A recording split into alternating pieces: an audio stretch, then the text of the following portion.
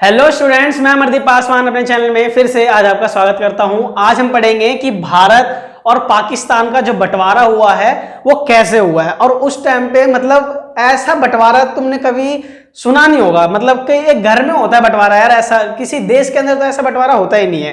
तो last class में जो हमने जाना था कि भारत और पाकिस्तान का विभाजन किस प्रकार से हुआ, लेकिन आज हम जानेंगे कि बंटवारा किस प्रकार से हुआ है। तो अब बोलोगे विभाजन और बंटवारा ये दोनों तो एक जैसे हैं लेकिन अलग अलग है। मैं आपको बता दूं, ठीक है। जो विभाजन है और जो बंटवारा है ये दोनों अलग अलग है। अब वो कैसे अलग हैं वो देखिए। तो विभाजन में क्या होता है कि दो चीजें अलग हो गई, ठीक है। एक इंडिया है, वो इंडिया अलग हो गया, और पाकिस्तान मतलब इंडिया के दो टुकड़े हो गए, इंडिया और पाकिस्तान। अब देखिए, तो ये हो गया विभाजन, एक नॉर्मल तरीके से जिसे कहते हैं कि विभाजन भाई सब हो गया। लेकिन अब हो रहा है बंटवारा। तो आपने देखा होगा कि मतलब देखा तो खैर नहीं होगा क्योंकि तुम्हारे घर में भी तुम छोटे हो और पता नहीं देखा भी हो शायद। तो बंटवारा जब होता है ना तो छोटी छोटी चीजों का भी बंटवारा हो रहा था, ठीक है। तो जिस तरीके से ये इंडिया और ये पाकिस्तान जब दोनों विभाजन हो गए और जब बंटवारे की बात कही गई तो इन्होंने पता किन किन चीजों का बंटवारा कर दिया भाई। टेबल, कुर्सी, इवन तक टाइपराइटर। आपको जान करके हैरानी होगी कि जो सरकारी कर्मचारी है ना, सरकारी कर्मचारी, इन सरकारी कर्मचारियों का भी बंटवारा हुआ था।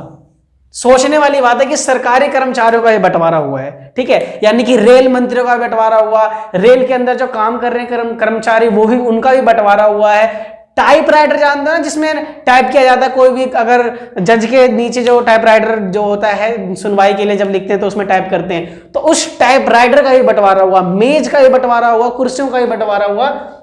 कि भारत और पाकिस्तान में जब इतना मतलब बंटवारे के अंदर इतना ज्यादा हो गया कि हद से छोटी चीज का बंटवारा होने लग गया।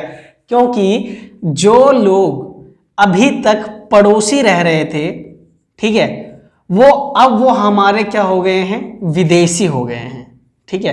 पड़ोसी से क्या हो गए हैं, वो विदेशी हो गए हैं, ठीक है। यानी कि कल तक तो वो पड़ोसी, अब तुम खुद मानो कि तुम्हारे घर के आसपास में पड़ोसी रह रहे हो, ठीक है। अब पड़ोसी तो हैं घर में आसपास, तो अब वहां से बन गया बॉर्डर, ठीक है। और बॉर्डर बन गया कि तो जो पड़ोसी था तुम्हारा वो दूसरे देश में चला गया और हम दूसरे देश में आ गए, तो बाउंड्री रहेगी। तुम क्या करोगे, उनके बच्चों के जाके चाटे वाटे मार करके आ जाओगे, ठीक है, तो भाग करके आ जाओगे। तो ऐसा उस टाइम पे देखिए, पहले जो पड़ोसी थे ना वो क्या हो गए, विदेशी हो गए, और छोटी छोटी चीजों का बंटवारा हुआ। और एक अनुमान के अनुसार बताया जाता है कि एक अनुमान के अनुसार क्या बताया जाता है कि भारत और पाकिस्तान का जब विभाजन हुआ था उसमें 80 लाख लोग अपना घर बार छोड़ करके सीमा पार चले गए थे, और कम से कम 10 लाख लोगों ने अपनी जान गंवा दी थी इस बंटवारे में, इस त्रासदी में, जब भारत और पाकिस्तान का विभाजन हुआ, ठीक है। तो अब देखिए इसके बाद क्या होता है, विभाजन मतलब बंटवारा के बाद क्या होता है। बंटवारे के बाद देखा गया कि जो हिंदू राष्ट्र वाले जो लोग हैं, हिंदुस्तान के लोग हैं,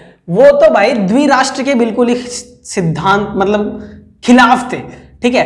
तो जो द्विराष्ट्र का जो सिद्धांत था ना, इसके खिलाफ मतलब बहुत ही ज्यादा थे। तब इन्होंने कहा कि भाई अब चाहे कुछ भी हुआ, ठीक है, अब पाकिस्तान तो बन गया ना, पाकिस्तान तो बन गया, इसको हमने बनने से नहीं रोक पाया।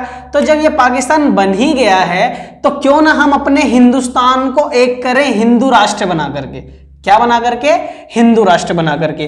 तो यहां पे बहुत सारे संगठन मिल करके लोगों को इकट्ठा किया। अब इंडिया के अंदर इतनी विविधता थी, इतने सारे जाति धर्म के लोग थे कि उनको लामबंद करना बहुत मुश्किल था। अब लामबंद क्या होता है, लामबंद मतलब होता है कि एक तरीके से एक साथ जोड़ देना, ठीक है, उसी को हम कहते हैं लामबंद, ठीक है।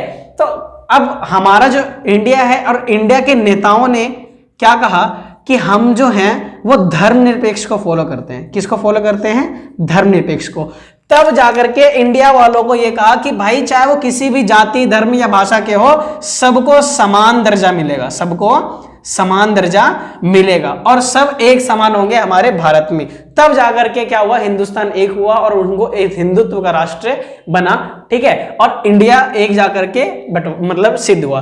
और बाद में जब देखा गया ना कि भारत और पाकिस्तान का जब दोनों के आजाद हो गए ना, तो ये बोला गया, ये संज्ञा दी गई कि एक दिल के दो टुकड़े हो गए, एक दिल के दो टुकड़े हो जाना, ये बहुत सारे मुहावरे बन के आए थे, क्योंकि भारत जो था ये पूरा भारत था। आपको मैं बता दूं कि जो अशोक का टाइम था, अशोक सम्राट का टाइम था, उसमें म्यांमार, भारत, बांग्लादेश और इधर तुम्हारा पाकिस्तान, अफगानिस्तान और ईरान का कुछ भाग, इतना बड़ा भारत हुआ करता था उस टाइम पे। लेकिन अभी वर्तमान समय में सिर्फ इतना ही है। और आपको बता दूं जो ये वाला एरिया है ये POK कहलाता है, लेकिन फिर भी हम अपने नक्शे में दिखाते हैं।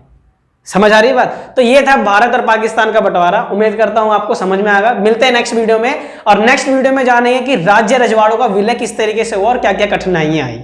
ठीक है, तब तक के लिए बाय।